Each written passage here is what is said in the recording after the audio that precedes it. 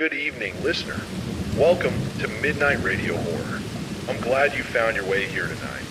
Maybe through the sound of rain, maybe through the algorithm, or maybe something darker led you to this frequency. Either way, you're here now. So let's make this a night to remember. Before we begin, take a moment to relax. Turn off the lights. Let the rain outside take over your thoughts. Get comfortable under that blanket. The world can wait till morning. And while you're here, drop a comment and tell me where you're tuning in from. We've got listeners joining from all over, from foggy London apartments, midnight bus rides through New York, quiet rooms in Dhaka, lonely cabins in Oregon. Tonight, you're not alone. You're part of something much bigger, a community that listens together in the dark. Now, let's begin tonight's story. It's called The Missing Motel Room. And trust me, after this, you'll never look at roadside motels the same way again. I was driving through Nevada, somewhere between Reno and nowhere, when the storm hit. Thunder rolled across the desert like an endless growl, and the rain came down so hard it looked like the sky had cracked open. I'd been on the road for 10 hours, trying to reach my brother's place before sunrise. But when my headlights started flickering and the fuel gauge dipped below empty, I knew I had to stop. That's when I saw it. A flickering red neon sign in the distance. Vacancy. Just one word, glowing through the rain. The building behind it was small, old, and barely standing. The kind of roadside motel you'd only find in nightmares or forgotten postcards. Still, I pulled in. Inside the office was a man, maybe in his 70s, wearing a faded uniform and a tired smile. His skin looked like paper, and his voice rasped like someone who hadn't spoken in weeks. "Late night for you," he said. "Yeah," I laughed nervously. "Just need a bed and a dry roof." He slid an old brass key across the counter. It was labeled room 103. "Cash only," he said, "and keep your door locked. We've had incidents." I didn't ask what he meant by that. I just nodded, paid him, and made my way down the dark hallway. The air smelled strange, like mold and old rain. The carpet was sticky under my shoes. Every few steps, the light above me would flicker. When I finally reached room 103, I felt a weird sense of relief. I just wanted to sleep. The room looked normal enough. A bed, a dresser, a TV from the 90s. But there was something odd about it. The wallpaper didn't line up near the corner, like someone had ripped it and tried to glue it back. And the mirror across from the bed had a faint handprint on it. I plugged in my phone, turned off the light, and told myself I'd laugh about this in the morning. But that's when I heard it, a sound from the wall behind the bed. 3 soft knocks. I froze. Then a whisper, so faint I thought I was imagining it. It said, "Don't open the door." I sat up immediately. My heart was pounding. I looked toward the door. It was locked. I checked the bathroom. Empty. The sound had stopped. Maybe it was the storm. Maybe it was the pipes. But when I tried to lie back down, I noticed something that made my skin crawl. There was light under the door. Someone was standing outside. I saw the shadow, still, human, unmoving. And then, the doorknob started to turn. I froze, staring at the doorknob, turning slowly, almost taunting me. My hands shook as I reached for the bedpost, trying to steady myself. But before I could react, the knob stopped. Silence. I swallowed hard and whispered, "Who's there?" No answer, just the faint hum of the rain outside, summoning what little courage I had. I grabbed the key and slid the bolt open. I cracked the door just a fraction and peered out. Nothing. The hallway was empty. The flickering lights cast shadows that danced like they were alive. I stepped out cautiously, each creak of the floorboards echoing in the quiet. Then I heard it, a voice, soft, deliberate, coming from inside the wall beside me. "Elliot." My blood ran cold. It knew my name. I pressed my ear against the wall, but it was solid. No vents, no hollow space, nothing except the voice whispering again. "Why did you leave me?" I stumbled back, heart hammering. For a moment, I thought I might be losing my mind. But then I noticed the faint outline of a door in the wall. Not painted over, not part of the architecture. Just there. It wasn't on the motel map. It wasn't in the ledger. It was a door that shouldn't exist. I reached out. The wood was cold, damp, almost alive. A shiver ran up my spine. I twisted the handle, and it opened with a slow groan. Inside, darkness. Thick, black darkness that seemed to swallow the flickering light from the hallway. I took a step in. The air smelled of rain and something else, something old like dust and decay mixed together. Then I heard it again, a soft, dragging sound, moving toward me from the far corner. I froze. My mind screamed to me to run, but my body wouldn't obey. Then I saw it, a figure, hunched, motionless, just barely visible in the darkness. I couldn't make out a face, but I knew, somehow, it was looking at me. And then it spoke. Why did you leave me? The words were closer now, almost at my ear, but no one was there. I stumbled backward, slamming the door shut behind me. My hand was shaking, my heart racing like it would burst. I leaned against the wall and tried to catch my breath. I didn't sleep the rest of the night. I couldn't. Every time I closed my eyes, I saw that shadow moving, heard that voice whispering, felt those fingers brushing against my skin. By morning, I was the first out the door. I didn't even think to ask about breakfast. When I looked back from the parking lot, the motel seemed normal again. Sign flickering weakly, windows dark, lobby empty, but I knew the truth. Room 103 wasn't just a room, and the door in the wall was waiting for someone to come back. I thought I could leave once the sun rose. I walked back to my truck, hoping that daylight would make everything normal. But when I stepped outside, the parking lot had changed. The asphalt was cracked in places it hadn't been before. The truck I had parked the night before wasn't there. In its place was another car, old, rusted, like it had been sitting there for decades. I ran back toward the motel entrance. The door was still locked from the inside. I rapped on it, called for the old man at the front desk. No response. Then I noticed something even stranger. The motel had grown. The hallway I had walked the night before, it stretched farther now. More rooms than I remembered. Rooms with numbers that hadn't existed before. Rooms with windows that looked into walls or into total darkness. I walked down one of the new hallways. Each step felt heavier, like I was sinking into something unseen. I passed a door, room 106. But as I walked past it, I caught movement in the reflection of the old mirror in the hall. Someone or something was inside the room. I stopped, holding my breath. The door was closed, but I could hear it breathing. Slow, wet, deliberate. I couldn't see it, couldn't make out anything but the sound. And then it whispered, "Elliot, you shouldn't have come back."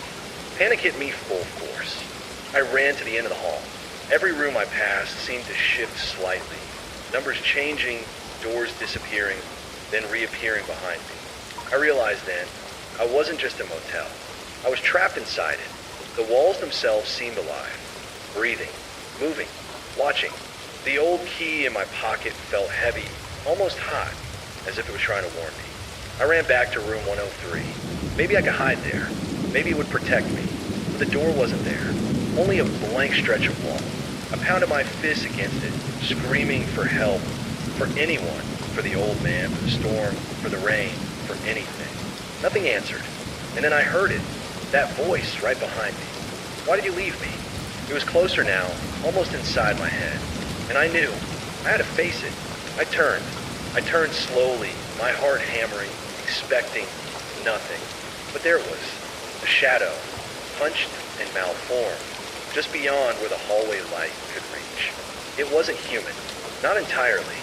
Its shape wavered, like smoke caught in a draft, edges dissolving into the walls. I could feel its presence before I even saw it, a weight pressing down on my chest, cold air brushing my skin, the smell like wet earth and decay filling my nostrils. "Why did you leave me?" the voice hissed again, but louder this time, almost a roar inside my skull. I stumbled backward, nearly tripping over the warped carpet. My hand landed on the wall, and it felt wrong. The surface pulsed beneath my palm, warm and almost breathing. I didn't leave anyone. I stammered, voice cracking. I didn't know. The shadow shifted closer. I could see faint glimmers where eyes should have been, empty sockets glowing dimly red.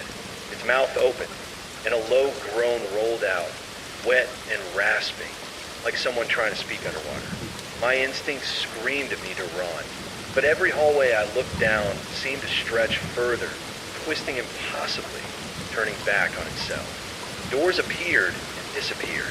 Numbers changed mid-step. The motel wasn't just a building anymore. It was alive. I ran blindly, turning corner after corner, trying to put distance between myself and the shadow. But it followed. I could hear its breath dragging across the floors behind me.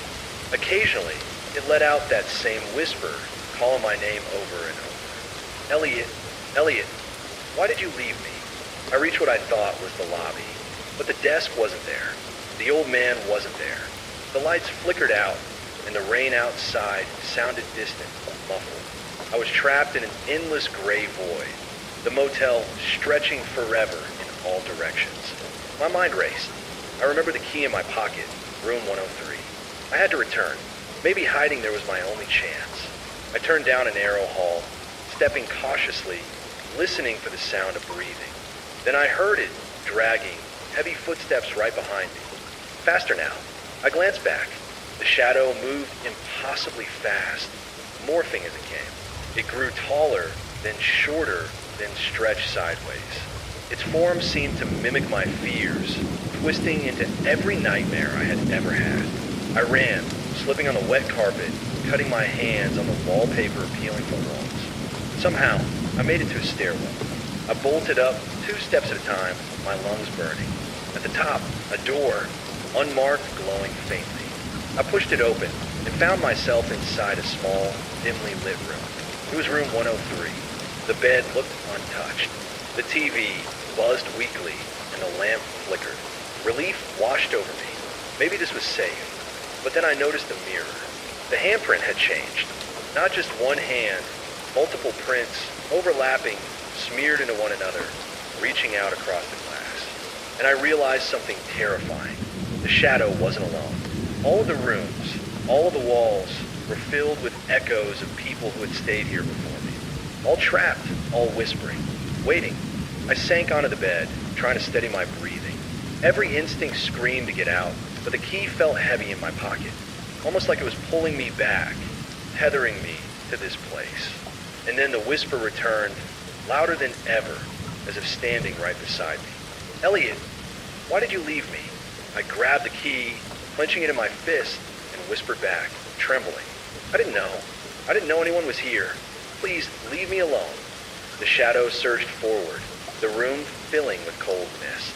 I could see shapes forming, faces contorted in pain, screaming silently, reaching toward me through the walls. I backed into the corner. My legs refused to move. My heart raced so fast it felt like it might explode. I realized then that the motel wasn't just a building. It was a trap, a feeding ground, a place that remembered every guest who had ever walked its halls. I spent what felt like hours there, pressed against the wall, listening to the whispers and the dragging feet, hearing my name repeated over and over in voices I couldn't place. Some male, some female, some too old, some too young. When I finally dared to look up, the shadow was gone. For a moment, silence reigned. But then, from the corner of the room, I saw it. A faint glow from under the door. Room 104. The next room. And I knew, instinctively, that if I opened that door, I would see it again. I wanted to run. I wanted to escape. But something told me I couldn't. Because whatever haunted Greywater Motel, it was patient, and it had been waiting for me a very long time. I couldn't stay in room 103. The whispers, the cold, the sense that the walls themselves were alive. It was suffocating. I had to move to find a way out to escape this nightmare. I pushed open the door to the hallway. Immediately, I realized something terrifying.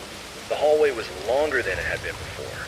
The lights flickered, and doors I hadn't seen before now lined the walls. Numbers that shouldn't exist glowed faintly. 110, 111, 112. I took a cautious step forward, the carpet squishing under my boots as if it were wet. The air was heavy, almost solid. I could feel it pressing against my chest, making each breath a labor. And then I heard it, faint at first, a chorus of whispers from every door. Not just one voice, but dozens. Hundreds. All trapped, all waiting, all forgotten. I swallowed hard, my throat dry. Hello. I called out, voice trembling. Is anyone there? The whispers surged, louder now, overlapping, unintelligible.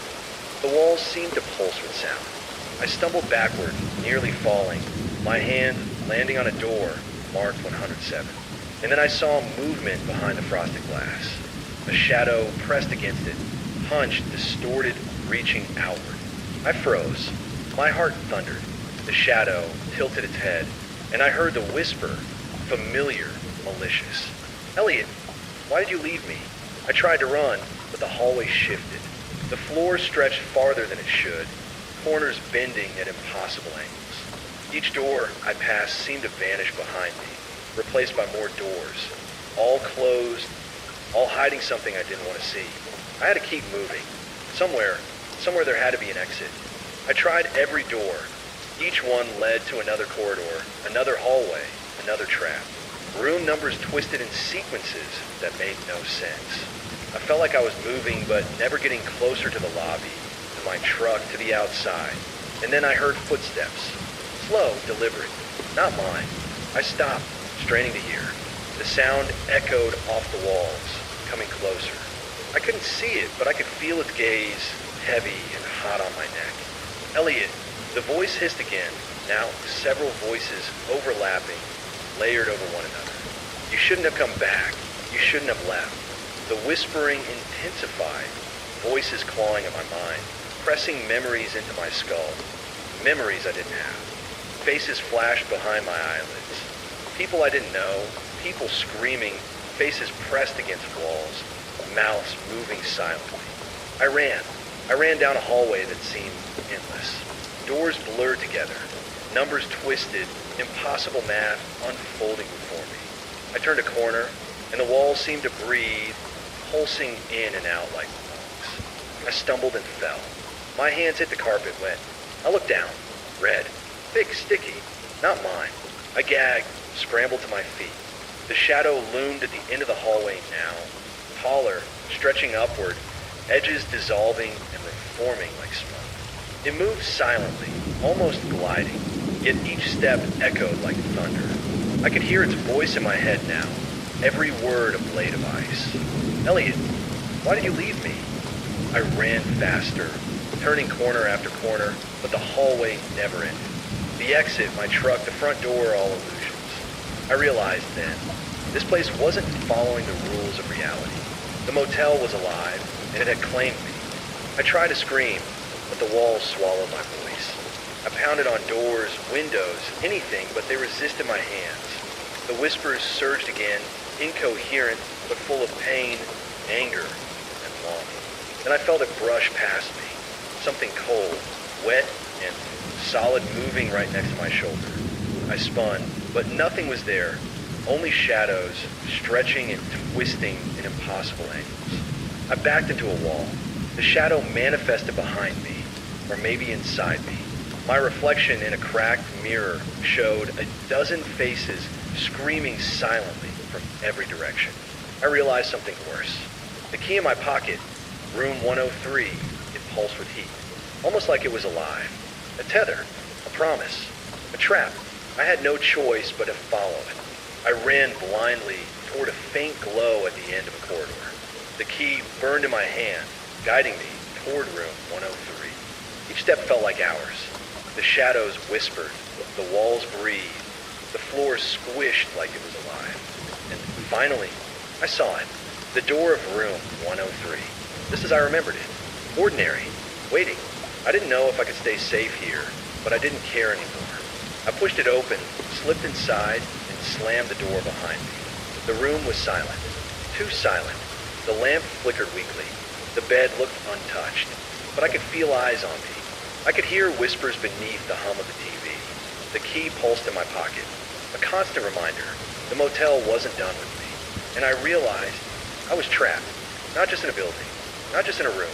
I was trapped inside something older, larger, and far more patient than I had ever imagined. The shadows would wait. The whispers would call. And the next step I took would bring me closer to them.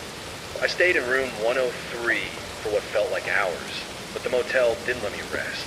The whispers seeped from the walls, thick and relentless. Each one dragged memories, faces, and voices into my mind. I couldn't think straight. I couldn't breathe properly. My hands were clammy, my legs numb. Eventually, I realized hiding wouldn't save me. The shadow, the whispers, the pulse of the building, it was all connected. I had to understand the rules if I wanted to survive. I left the room. The hallway stretched farther than I remembered, doors twisting like vines around me. Some doors were open, showing empty rooms. Some were closed, radiating a cold so deep it made my teeth chatter. And some had things inside them. I saw one room, door slightly ajar, and inside a figure crouched, shaking. Its face was pale, wet with tears. It looked at me with hollow eyes, lips moving silently. Then it disappeared as soon as I blinked. The shadow followed me, a constant pressure on my back. I spoke aloud, trying to reason with it. What do you want? What are the rules? The whisper came again, this time directly into my head. Elliot, the rules are simple. The motel remembers. The motel watches. You cannot leave unless. The sentence trailed off. I tried to follow the sound, but it dissolved into static. I explored cautiously, trying door after door. I learned a few things quickly. The rooms aren't stable. Room numbers shift. A door that was 106 could become 110 if you walk too far. The rooms seem alive, rearranging themselves. The walls listen. I tried speaking, yelling, pleading. Everything echoed back as whispers. Sometimes the voices repeated my exact words. Sometimes they twisted them into mockery. The shadow chooses. It doesn't attack randomly. It observes. It waits. Then it acts. And when it moves toward you, you feel a presence in your chest. A pressure like you're sinking into the floor. I understood one more horrifying truth. The motel keeps people here. Forever. I need to test it. I opened a door marked 108 and stepped inside. The room was empty, almost. The air was warmer, heavier. It smelled of wetwood. On the bed, a note. You cannot leave until you face what you left behind. I froze. The words were written in a handwriting I knew my own. I tried to leave the room. The door wouldn't budge. I pushed harder, kicking. It opened only slightly, enough for me to see the hallway had changed. The walls were covered in mirrors now. Not ordinary mirrors. Mirrors showing me memories I didn't want to see. I saw myself in different places, laughing with people I didn't remember, leaving someone behind, running from responsibility, ignoring warnings. And in each reflection, the shadow lurked behind me, always reaching, always whispering. Why did you leave me? I stumbled backward, heart racing. The motel wasn't just a trap. It was a reckoning. I realized that each room, each reflection, each whisper was forcing me to confront something. Some failure, some regret, some guilt. And until I did, the shadow would stay. The motel would watch. I would never leave. I sank onto the bed, exhausted, feeling the pulse of the key in my pocket. It throbbed like a heartbeat. I whispered to myself. I didn't know. I didn't know anyone was here. Please let me go. The shadow appeared then, stretching through the doorway, reaching toward me. Its voice, layered and wet, echoed in my skull. You must face it. You must remember. Only then may you leave. I had no choice. I had to step into the nightmare. I left room 103 again, following the whispers. They led me down corridors that seemed endless. Every door I passed showed pieces of my past. Decisions I regretted, moments I had ignored, people I had abandoned. And always the shadow followed, watching, waiting, judging. At some point, I lost track of time. Hours? Days. The motel didn't care. The storm outside had returned, or maybe it had never stopped. Rain pelted the windows, soft at first, then violent. And then I heard it again, the whisper that had haunted me since the night I arrived. Elliot, why did you leave me? This time I responded, trembling but determined. I don't know. I don't know who I left, but I will find out. I will face it. I swear it. The shadow hesitated. For the first time, it seemed to pause, almost listening. I didn't know what would happen next, but one thing was clear. The Greywater Motel wasn't just a building. It was a mirror, a living memory, and it would not let me leave until I confronted whatever I had left behind. I braced myself. The next room I opened would force me to see the truth. And I knew Once I stepped inside, there would be no turning back. I hesitated at the door ahead. The key throbbed in my pocket like a heartbeat, urging me forward. The hallway stretched endlessly behind me, doors multiplying, shadows flickering in every corner. My legs trembled, but I had no choice. I had to step inside. The door read 109. I turned the knob, half expecting it to resist. It didn't. The room was dark, colder than anywhere else in the hotel. The lamp flickered weakly, casting long, twisted shadows on the walls. The air smelled of damp wood and old rain. And then I saw it, a figure crouched in the corner. Its skin was pale, almost translucent, eyes wide and empty. Its limbs were twisted unnaturally, like it had been broken and rearranged over and over. I froze. My mouth went dry. The key pulsed so violently it felt like it was burning through my pocket. The figure raised its head. It spoke. Why did you leave me? It was the same whisper, the same voice that had haunted me since I arrived, but now was alive. Solid. Real. I don't know. I stammered. I didn't know anyone was here. I didn't know you existed. The figure lurched forward impossibly fast, and I stumbled back, crashing into bed. The shadow behind me, my constant companion, swirled into the room, merging with the figure. Its form shifted, now humanoid, now monstrous, a living nightmare born of my guilt and fear. I waited. It hissed, voice layered, echoing, dripping into my mind. I waited, and you left me. My chest tightened. I realized then, this was someone, something I had left behind in my life. A friend? A stranger? Someone I had ignored? I couldn't remember. My memories blurred under the pressure. Fear. I didn't know. I gasped. I would never leave you if I knew. The shadow recoiled slightly. For the first time, I sensed hesitation. The entity moved closer, not attacking, but observing, testing. Its presence pressed against my skull, forcing me to remember. And then I saw it. A memory. I was younger, standing in a rain-soaked alley. A man collapsed against the wall. I had walked past him, pretending I didn't see, pretending I was too busy, too tired, too selfish to care. The image hit me like a punch to the chest. I had left him there. He had waited.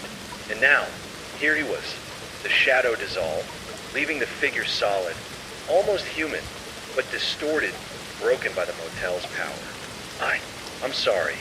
I whispered, tears streaming down my face. I didn't know. I should have stayed. I should have helped. The figure paused. Its breathing slowed. The oppressive cold receded slightly. The whispers from the walls softened. You must remember every one, the figure said. Only then may you leave. I nodded, barely able to speak. Understand. I will face them all.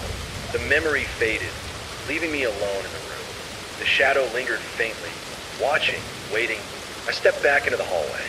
The doors had shifted again, numbering impossible, walls twisting. I realized the motel was testing me, preparing me for the others. Each room, each figure, each whisper would force me to confront every choice, every regret, every abandonment in my life. The key pulsed again, drawing me toward the next door. I could hear faint whispers behind every door I passed. Snippets of conversations, laughter, cries for help, all distorted, all calling for me. I understood the rules more clearly now. I could not ignore the past. I could not run. I had to face each entity the motel conjured for my own life, or be trapped forever. I approached the next door, marked 110. The whispers grew louder, overlapping into a chorus, demanding attention. The shadow shifted at my side, larger now, coiling and uncoiling like smoke, as if preparing the next test. I took a deep breath and turned the knob.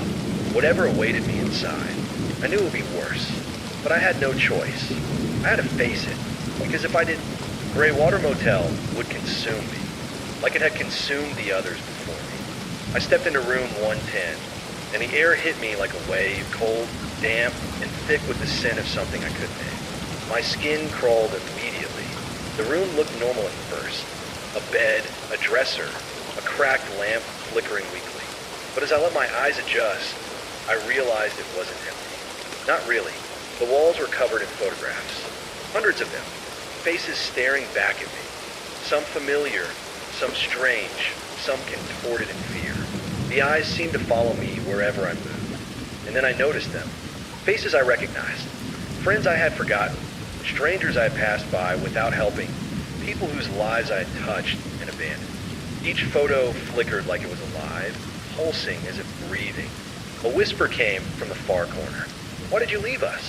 I turned and saw figures emerging from the shadows. Not one, not 2 dozens. People from my past, twisted and broken, reaching toward me. Some moved normally. Others moved unnaturally, limbs bent at wrong angles, crawling, sliding, hovering. I stumbled back, almost tripping over the edge of the bed. I didn't know.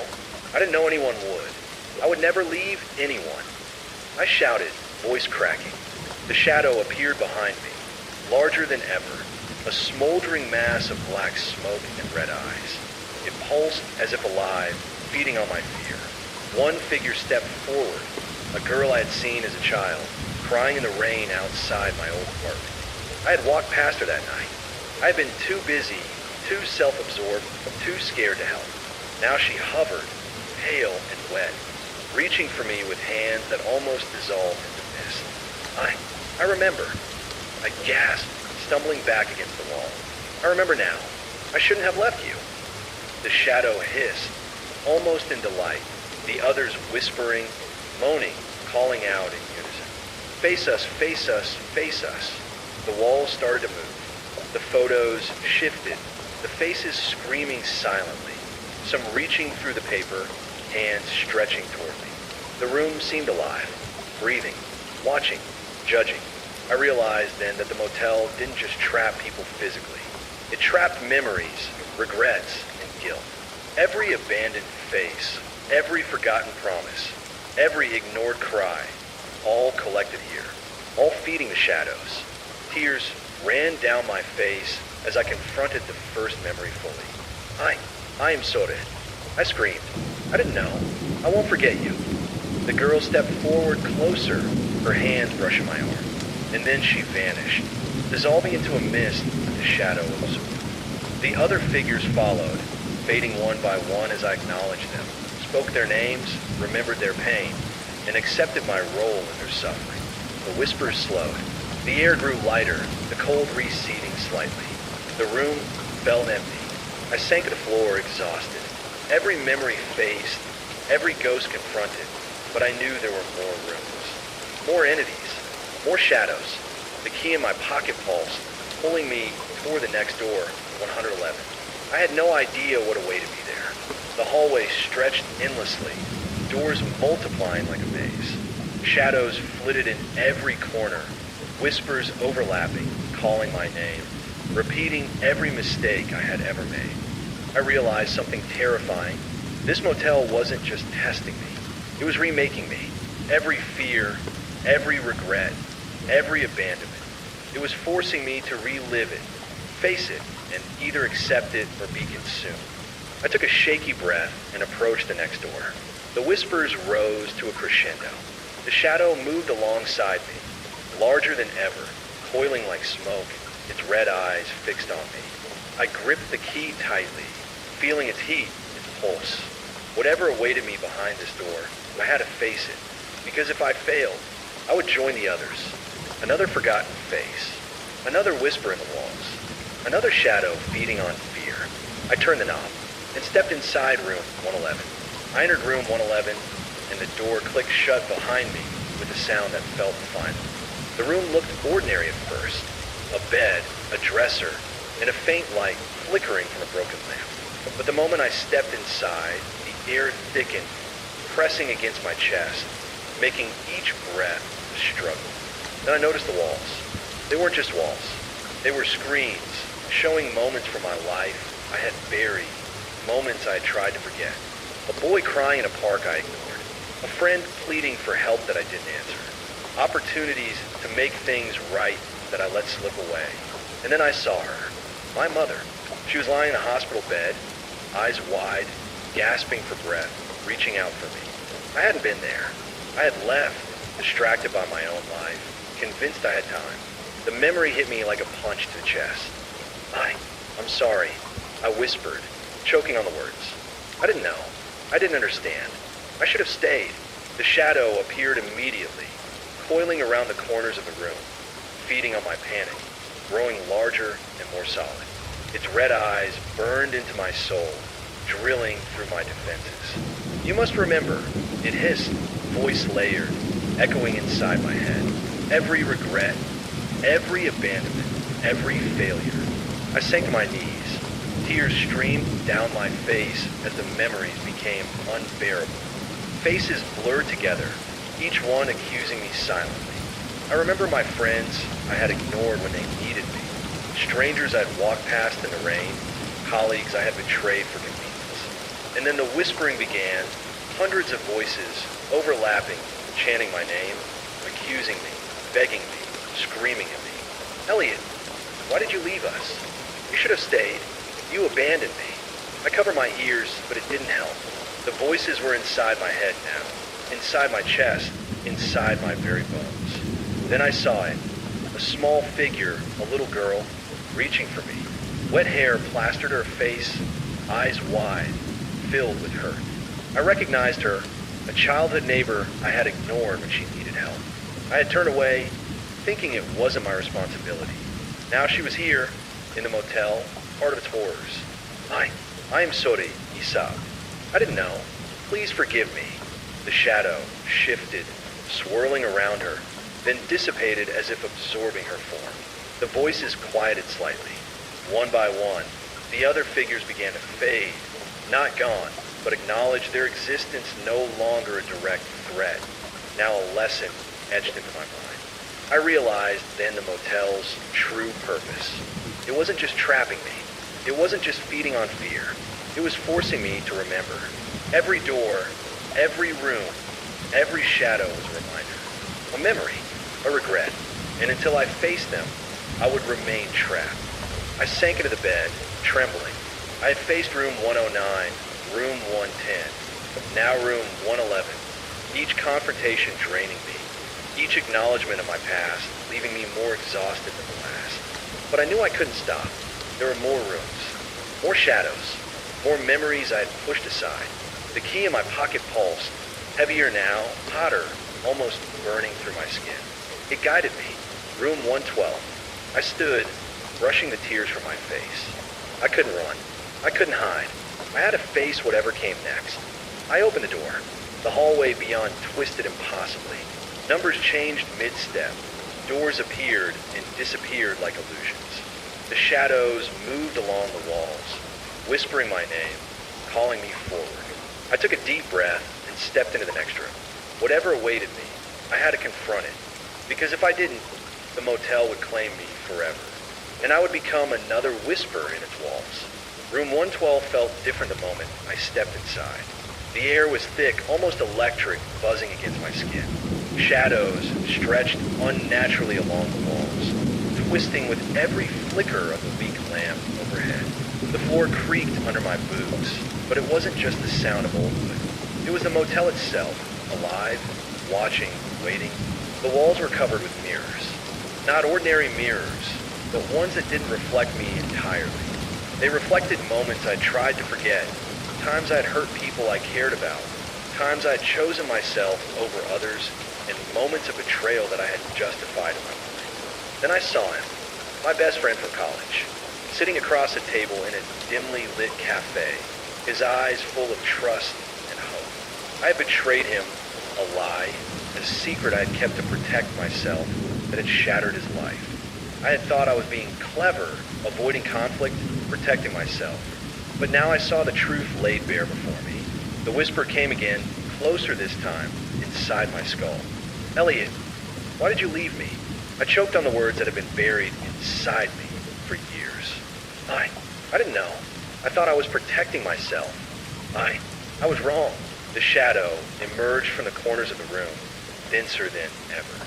Red eyes burned into me, coiling like smoke, twisting around the walls, feeding on my guilt.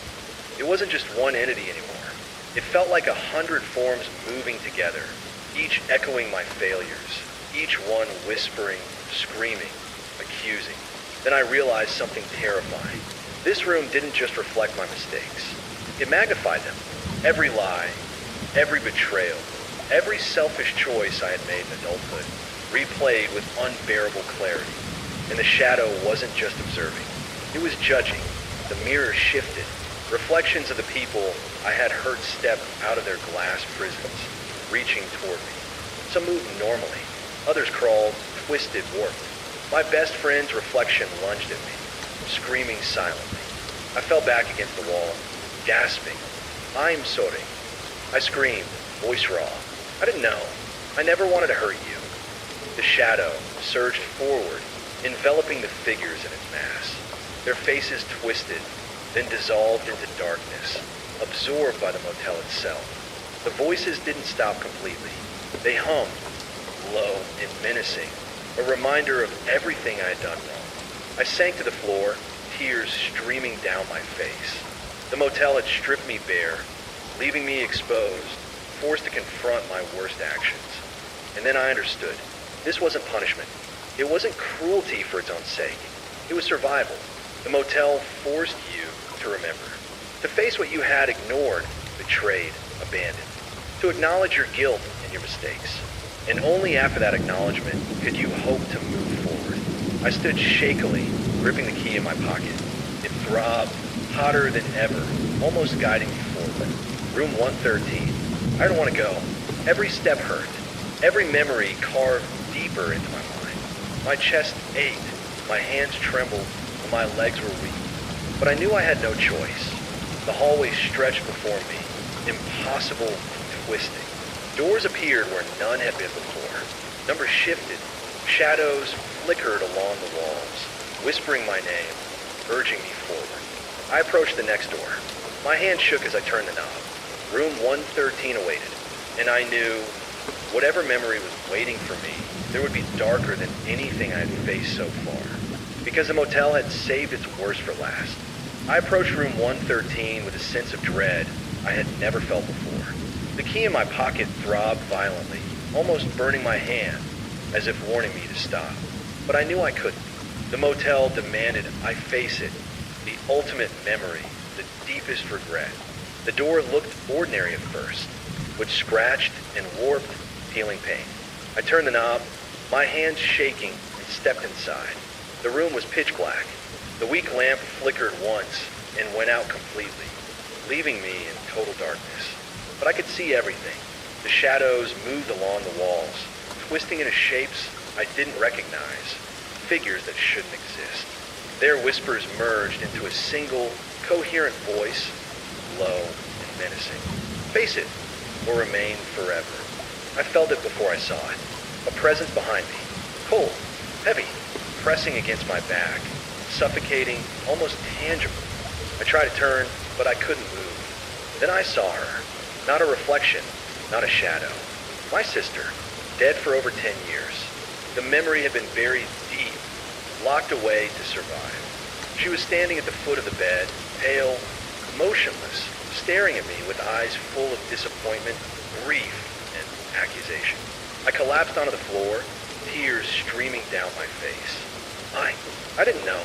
I cried. I thought it was too late. I couldn't save you. The shadow coiled around her figure, merging, twisting. Its red eyes burned into my soul. And then the whisper came, louder than ever, echoing inside my skull. Elliot, why did you leave me? It wasn't just a question anymore. It was a condemnation, a sentence, a challenge. I realized then that the motel hadn't brought these memories to scare me. It had brought them to force me to confront every unresolved pain, every failure, every abandonment that had haunted me for years. I remembered that night, the accident, the hospital, my selfishness, my fear. I had walked away. I had ignored the calls. I had told myself I would come back. I never did. And now, here she was. I whispered, my voice breaking. I'm sorry. I'm so sorry. I should have been there. I should have saved you. I failed you. The shadow surged forward, and the room seemed to ripple. The walls dissolved into memories, and I saw her entire life, the moments I had missed, the pain I had caused by my absence. Every milestone, every laugh, every tear, I hadn't missed it all. I sank to my knees, sobbing uncontrollably. The key in my pocket burned hotter, almost unbearable, pulling me toward a resolution I couldn't yet grasp. The motel pulsed, vibrating with energy, and then something unexpected happened. The shadow recoiled. The whispers softened. The figure of my sister stepped closer, and for the first time, I saw a faint smile. "You remembered," she whispered, voice soft but piercing. "You faced it." The shadow dissipated into a smoky mist, leaving only the warmth of her memory. The room seemed to breathe. The walls, the mirrors, the photographs, all softened, less oppressive. I understood then the motel's rule. It wasn't punishment. It wasn't vengeance. It was reckoning. Face your regrets. Confront your failures. Acknowledge your guilt. Accept it. Only then could you hope to move forward. I rose slowly, gripping the key. My hand still trembled, my heart still raced, but I felt a small sense of relief. Room 113 had tested me more than any before. It had forced me to face the deepest pain of my life, the memory I had buried to survive. And I had survived it. The key pulsed one last time, almost gently, guiding me to the next door. Room 114. I didn't know what awaited me there, but I understood the pattern now. The motel would not let me leave. It would continue to test me, and I would continue to confront my past. Because if I didn't, I would be trapped forever, and the Greywater Motel would consume me, as it had consumed so many before. I took a deep breath, wiped my tears, and turned the knob on room 114.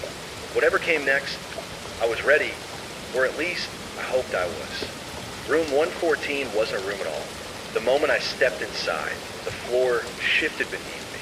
It felt like walking on water, but heavier, more viscous. The walls bent inward and outward, twisting like living things. Light warped in strange ways.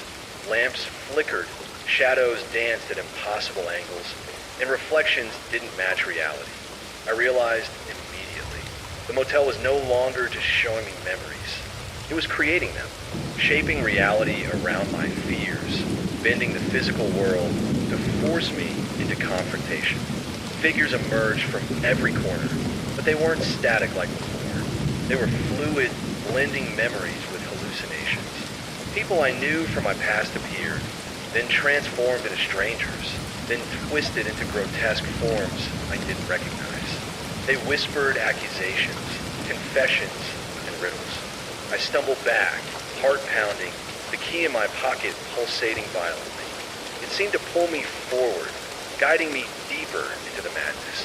A familiar voice called from the shadows. "Elliot, why did you leave me?" I spun around. The shadow was there, larger than ever, eyes glowing red, smoke curling and writhing like serpents. But this time, it wasn't alone. Figures I had faced before. My sister, the little girl, my friend. They flickered in and out of existence, merged with the shadow, their faces contorted with sorrow and anger. I realized the motel had leveled up. This was no longer a single confrontation. It was an amalgamation of every memory, every regret, every guilt I had carried, all existing at once. The air was thick, almost solid, pressing down on me. I could hear every heartbeat, every whisper, every footstep, as if the motel itself had become a living organism. I tried to run, but the floor bent, corridors twisting endlessly. The doors I had relied on for guidance were gone. Every step led me deeper into the motel's control. Then I saw it, a mirror at the end of the hallway. But it wasn't reflecting the hallway. It was reflecting me. They all stared at me, shouting in unison. "You left us. You abandoned us. You failed." I sank to my knees, overwhelmed by the cacophony. I'm sorry," I shouted, tears streaming down my face. "I didn't know. I didn't realize. Please forgive me." The shadows surged, coiling around me, enveloping me in black smoke. The key blazed in my pocket, radiating heat. The motel vibrated, walls pulsating as if in response. And then, slowly, the figures began to fade. Not gone, but acknowledged. Their anger and grief remained, but I had faced it. I had confronted it. I rose to my feet, trembling, soaked in sweat. The hallway stretched endlessly before me, but the key pulsed gently now, pulling me toward the next door, 115. I realized the motel wasn't just testing me anymore. It was evolving. Each room was harder, more twisted, forcing me to confront not only my memories, but my perception of reality itself. The whispers were softer now, but insistent. Face it, or remain forever. I took a deep breath, knowing there was no turning back. I reached the door, room 115. Whatever awaited me inside, I understood the stakes now. The Grey Water Motel would not stop. It would push me further, deeper, until I either remembered everything or became part of the walls. Just another whisper, trapped forever. I turned the knob and stepped inside. Room 115 was like stepping into a dream that had turned into a nightmare. The door closed behind me with a thud that echoed endlessly. The air was heavy, thick with the scent of rain and decay. I could feel the motel watching me, aware of every breath, every heartbeat. The room was enormous, impossibly large, stretching farther than the walls should allow. The floor rippled beneath my feet like water. Mirrors lined every surface, reflecting not just me, but fragments of my life. Some real, some distorted, some horrifyingly imagined. And then I saw them. Figures from my past, my memories, my regrets, but all blurred together. A neighbor crying, my childhood friend begging for help, strangers whose faces I had never learned. Even my sister, all overlapping, shifting, warping. They screamed silently, their mouths moving, words lost in a whirlwind of noise inside my head. The shadow moved with them, larger and more solid than ever. Its red eyes burned into me, unblinking.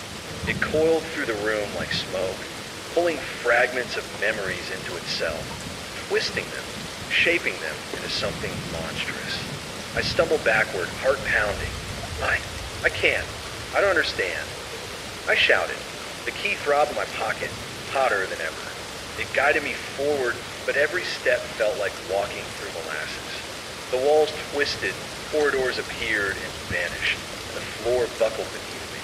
I realized then, the motel had stopped being linear. Time, space, memory, all bent together. I could no longer trust anything I saw or felt. And then I heard it, the whisper that had haunted me since I arrived. Elliot, why did you leave me? It wasn't one voice anymore. It was every voice. My sister, my friend, the little girl, strangers, neighbors, ghosts of every life I had touched and abandoned. They filled my mind, pressing on my skull, drowning me in guilt and fear. I fell to my knees. I could barely breathe. I'm sorry. I'm so sorry. I didn't know. I didn't realize. I screamed, tears streaming down my face. The shadows surged, coiling around me, and for a moment, I thought I would be consumed. But the key pulsed violently, almost violently in my pocket. It burned my skin, and I realized I had to hold on, had to face this distorted reality, not run from it. I closed my eyes and let the memories flow through me. I called each one aloud. I remember you. I remember your pain. I remember my mistakes. I am sorry. The figures wavered, twisting and howling, but slowly began to fade, absorbed back into the shadow. The whispers softened, echoing faintly, almost like sighs rather than screams. I opened my eyes.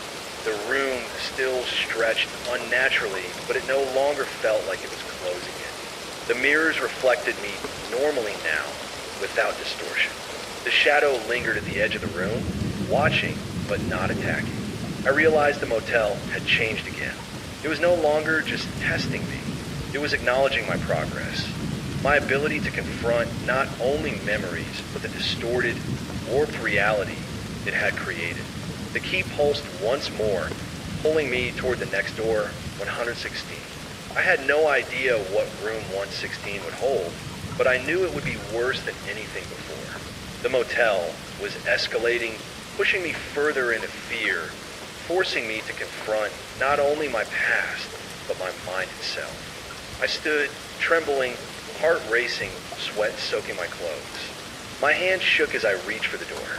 Whatever awaited me inside, I had to face it, because if I didn't, I would remain trapped here forever, a ghost among ghosts, a whisper lost in the walls of the Greywater Motel. I turned the knob and stepped inside room 116.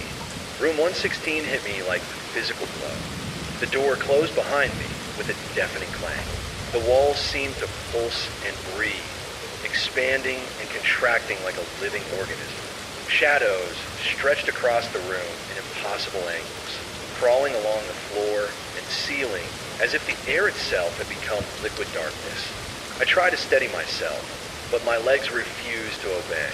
Every step felt heavier, every breath tighter. The key in my pocket burned fiercely, throbbing in sync with my racing heartbeat. The room was filled with mirrors, fractured, cracked, warped. But these mirrors didn't just reflect me. They reflected possibilities, versions of myself that could have been. I saw a version of me who had stayed behind to help my sister, another who had been brave enough to protect my friend, and another who had failed even more catastrophically than I had, leaving destruction in his wake. All the versions turned toward me, eyes hollow, accusing, mocking. You've abandoned us. You failed. You can't escape.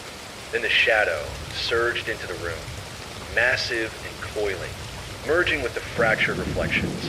Its red eyes burned brighter than ever. The whispers became a cacophony, overlapping voices, memories, and accusations all screaming in my head at once. I felt my knees, clutching my temples, screaming, "Stop! Stop! I'm Soren." The shadow pressed closer. I felt it seep into my skin, into my mind. It was more than fear now. It was existence itself, questioning my right to live, my right to move forward. And then I saw her. Not a memory, not a reflection. My mother, as I had last seen her, fragile, scared, disappointed. Her eyes pierced through the chaos, silently asking why I had abandoned her, why I hadn't been there, why I had chosen myself over her. The key pulsed violently, almost burning through my pocket. I realized I had to act. I had to face it, all of it. Every regret, every failure, every shadow of myself I had ignored. I remember. I cried, tears streaming down my face. I remember everything. I see it. I accept it. I am sorry. The mirrors cracked violently, shattering into fragments. The versions of myself dissolved. The shadow recoiled, hissing in a soundless scream. The room vibrated, walls shaking as if the motel itself were groaning in frustration and awe.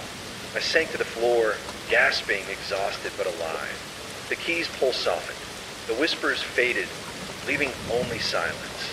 I realized then, the motel was not just a place of horror. It was a crucible, a test, a reckoning. I had survived room 116. I had faced my deepest fears, my most horrifying failures, and my darkest regrets. But I knew the motel was not done. Not yet. Room 117 awaited. I had no idea what it would hold, but I knew one thing. It would push me further, test me harder, and challenge the limits of my mind. I stood, trembling, wiping the sweat and tears from my face. My heart pounded, but I felt something I hadn't felt in days, determination. I had come this far. I had faced horrors most people could never imagine. And I would continue. I approached the door, room 117. The key pulsed softly, almost encouraging me now. I took a deep breath, turned the knob, and stepped inside.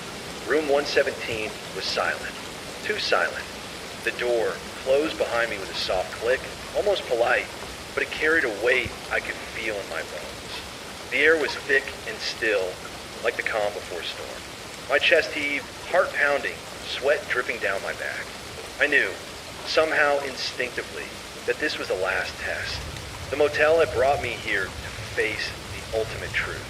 The room was empty, yet felt alive. The walls breathed slowly, and shadows twisted lazily, observing, waiting. The floor beneath me seemed to pulse, resonating with the key in my pocket. It guided me to the center of the room, where the shadows finally coalesced. The shadow was larger than ever, a monstrous amalgamation of everything I'd faced, every memory, every regret, every twisted reflection of myself. It was a motel made flesh. Its red eyes bore into me, unblinking, unyielding. You faced them all. It whispered, a sound like glass cracking. Every regret, every failure, every shadow of yourself. But do you understand? I swallowed hard, trying to steady my voice. I understand that I can't ignore my past. I must face it or be consumed. I've seen it. Vive remembered. I accept it.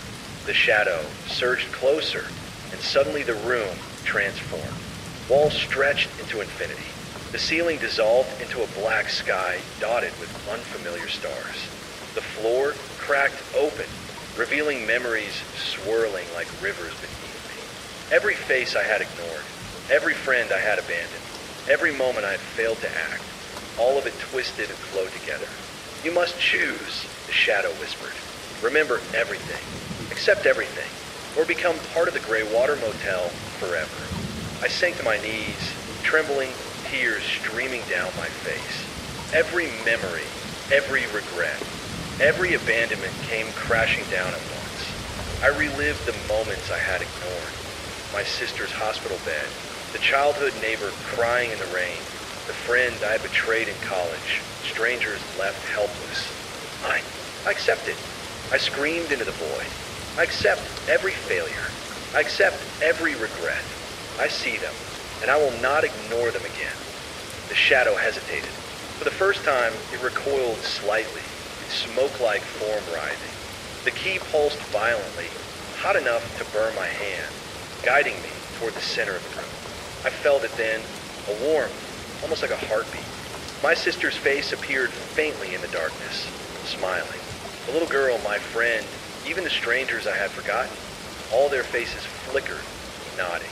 The motel trembled. Walls, floor, ceiling, all shifting, bending, warping. The shadow's eyes burned brighter. Then, slowly, it began to dissolve. You have remembered, it hissed. You have faced yourself. The air lightened. The wall stopped pulsating. The floor stabilized. I was alone, or so it seemed. I sank to the ground, exhausted, trembling. Every fiber of my body ached. My mind was raw, stripped bare of denial and fear. And yet, for the first time in days, I felt something free. The key in my pocket cool, pulsing gently. I realized I could leave now. The Gray Water Motel had tested me, pushed me to the brink, and I had survived. I had faced every memory, every regret, every shadow it had conjured. I stood slowly, legs shaking, and approached the door. The key turned easily in the lock. The motel's hallway stretched before me. Now normal, ordinary. No twisting corridors. No shifting numbers. No shadows. Just the faint sound of rain outside and the hum of silence. I stepped out into the night, breathing deeply. The storm outside had calmed. The rain fell softly, washing over me, cleansing me. The motel loomed behind me, dark and silent, but I knew it would not follow. I had faced it. I had survived it. And as I walked away, I understood something terrifying and beautiful at once. The Gray Water Motel would always exist. It would always trap those who ignored their past, who refused to face their regrets. But I had faced mine, and I had earned my freedom. I looked back one last time. The motel's windows glimmered faintly, almost like eyes watching. But I didn't fear it anymore.